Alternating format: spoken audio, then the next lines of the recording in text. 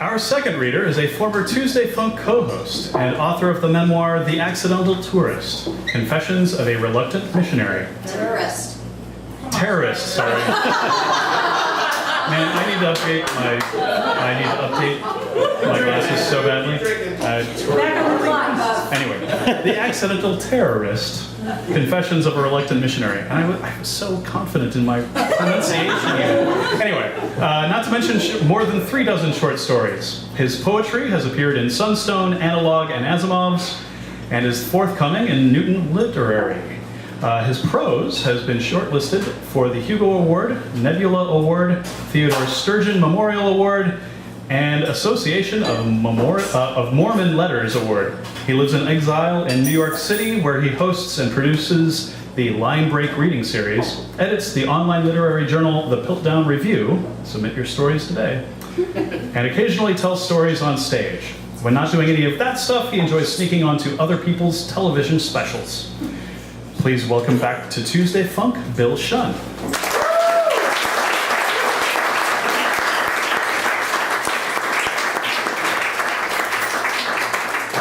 Good? Height-wise? Yeah, All right. this works. Wow, it's crazy to be back up here again.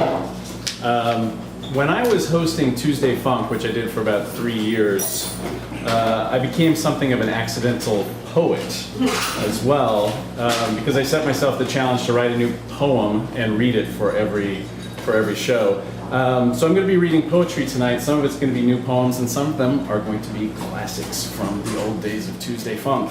Like this one, which debuted at Tuesday Funk episode number 59. And this was just as I was moving to New York from Chicago. I'd driven to New York with Kevin Swallow right over there, and we got on the M train, and he said, "Hey, you should write a Tuesday Funk poem about that guy over there." So I did, and this is the result. It's called Coney Island Lifeguard Blues. Brooklyn-bound M train, Thursday evening, leaving Ditmars Boulevard, end of the line. He slouches through the doors from the next car like a gunslinger into a quiet saloon, angry and blonde under a straw fedora. Jaunty beach towel around the shoulders of his Cuban shirt, belligerent hips thrust forward, hand jammed down the front of his oversized blue swim trunks, like he's just waiting to unload on the first cocksucker who looks at him funny. No one gives him the satisfaction. Where's he coming from, this lord of Flatbush, this warrior coming out to play? There's no beach at Ditmars, not unless you just swam over from Rikers. It's 90 minutes to Coney Island, and dusk will soon be falling. 100 minutes, let's say, since humiliation sent him fleeing the sand and cotton candy to the farthest corner of the earth, Astoria, Queens. But the gravity of betrayal on an otherwise perfect afternoon draws him back to an abandoned beach blanket for two in the shadow of a graffiti-tagged lifeguard tower. Flopped in a plastic seat, legs splayed, glaring and helpless, he burns to curse the heavens, but all the God was prayed out of him as a child. Or is he still a child? Hands down his pants, fondling his balls like worry beads, like a long dormant rosary. Hail Mary, full of grace, spectacles, testicles, wallet, watch me. Don't watch me, what are you looking at anyway? 90 minutes to Coney Island, end of the line to take back what's his.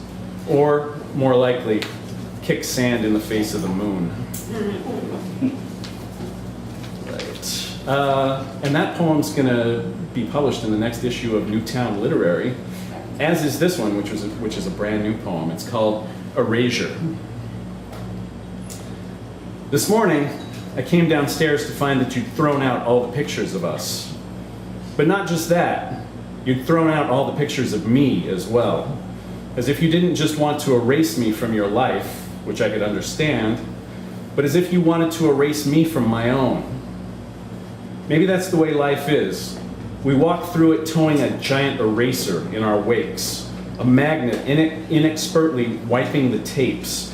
And when we look back, all that we see, if anything, are smudgy ghosts, a negative sea of them clawing at the shoulders of a few incisive, persistent peaks. Maybe you've got the right idea, choosing your battles and not leaving the process to chance. I just wish, in this one instance, you hadn't made the choice.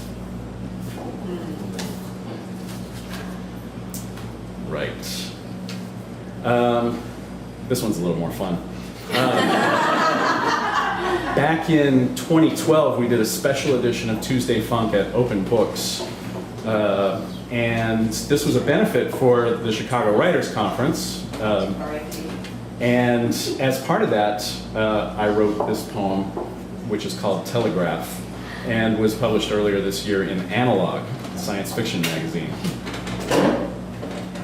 The telegraph was not invented in 1836, but 3,000 years before Christ, when the first writer took up a pointed stick and traced out on papyrus the careful, casual chain of coded symbols that transmitted meaning across time and space directly into a brain equipped to decipher it.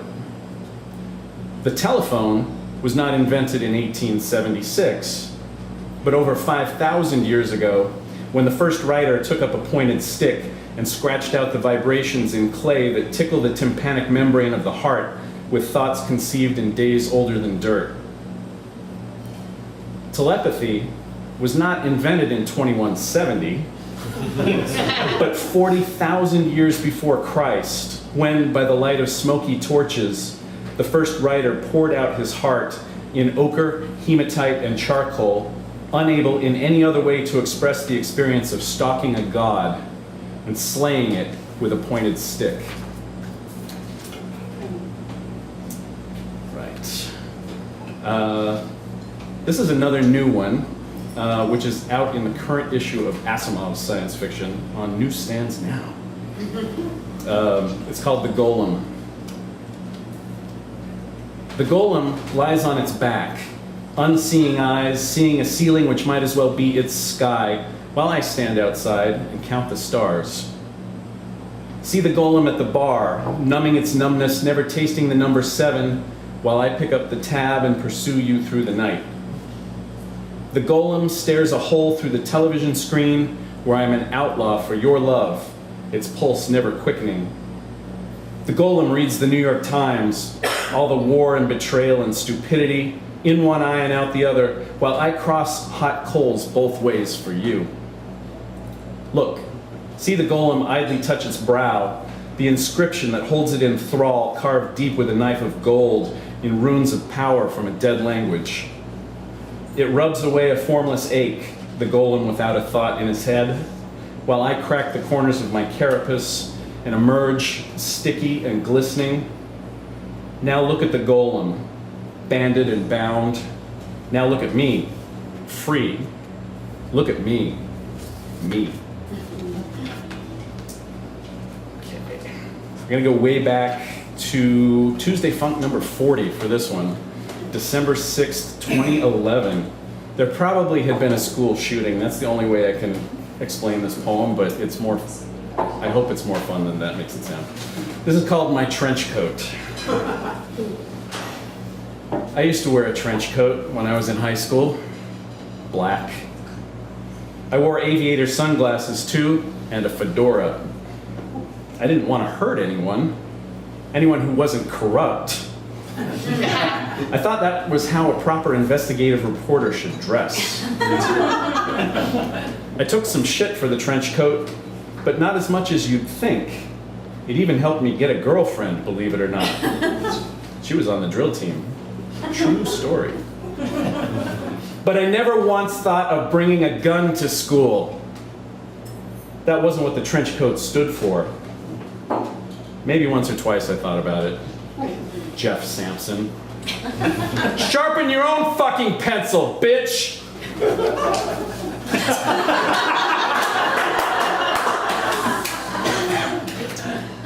Okay. Oh, just after that, Tuesday Funk 41. This is from January 3rd, 2012. And it's about the strange experience of seeing my cousin in a news article on the web. And this is going to be in Newtown Literary also. It's called Police Recover Stash of Stolen Items. The face is the biggest shock after the name. Your name, almost. The face you knew from childhood, mischievous, wry, handsome, now stony as battered granite, the young features punched up and pounded like wet clay, then fired hard in a 1,000-degree kiln. The face discovered with, quote, burglary tools, methamphetamine, and more than 100 stolen items belonging to more than 30 people. The face leaps out from the article from 1,500 miles away like a fugitive in a game of hide-and-go-seek, fleshed out from the shadows of the chicken coop when you'd forgotten you were even playing, racing to make it home free. What could you have done? Returned more of his phone calls? At some point you knew, somewhere in those 20 years of rob, arrest, repeat, you had to keep your distance. He was your cousin. It wasn't like he was your brother. But you weren't there yet at that first apartment where you lived on your own, when you locked your keys inside, when that confident, capable face you'd known from infancy said, "I'll get in," and did. And you thought that was so cool.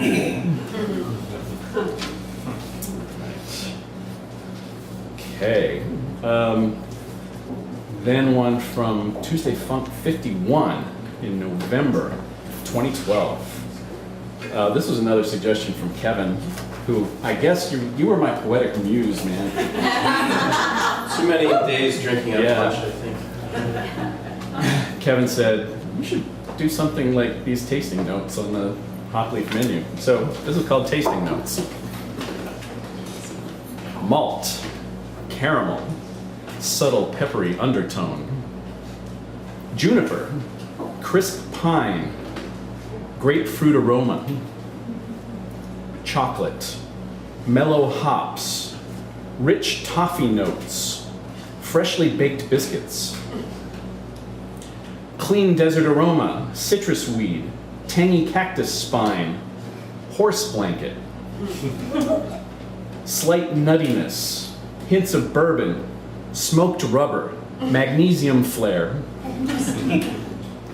Coconut oil, disintegrated cork, essence of latex and sand, porcelain overtones, back alley rainwater, wisps of mousetrap wood, gunpowder residue, WD-40, battery copper, flop sweat, gumballs, revenge, rocket fuel, interplanetary dust, Venusian methane, tears of loneliness.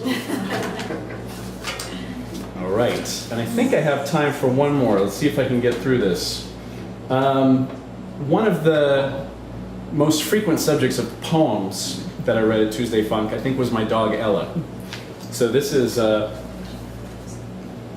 called To Ella.